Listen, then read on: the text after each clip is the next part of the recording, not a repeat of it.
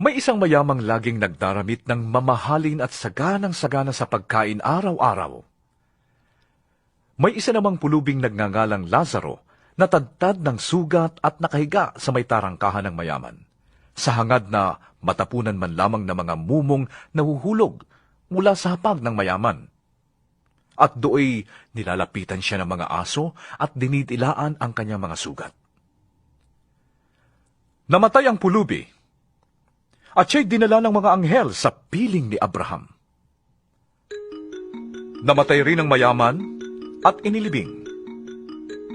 Sa gitna ng kanyang pagdurusa sa Hades, natanaw ng mayaman si Lazaro sa piling ni Abraham. Kaya't sumigaw siya, "Amang Abraham, mahabag po kayo sa akin. Utusan po ninyo si Lazaro na isawsaw sa tubig ang dulo ng kanyang daliri at basain ang aking dila, sapagkat ako'y naghihirap sa apoy na ito." Ngunit sumagot si Abraham, "Anak, alalahanin mong nagpasasa ka sa buhay noong ikaw ay nasa lupa. At si Lazaro naman ay nagtiis ng kahirapan. Subalit ngayon, ay maligaya siya rito, samantalang ikaw na may nagturo sa riyan.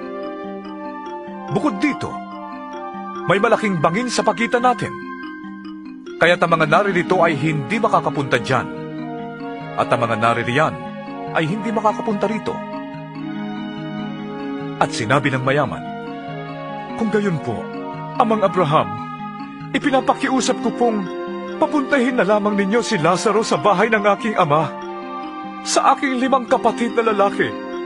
Suguin po ninyo siya upang balaan sila nang hindi sila humantong sa dakong ito ng pagdurusa."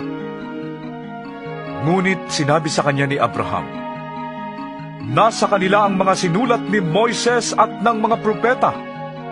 Yon ang kanilang sundin."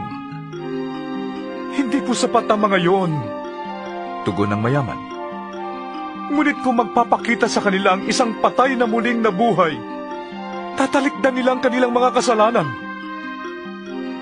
Sinabi sa kanya ni Abraham, "Kung ayaw nilang sundin ang mga sinulat ni Moises at ng mga propeta, hindi rin nila paniniwalaan kahit ang isang patay na muling nabuhay."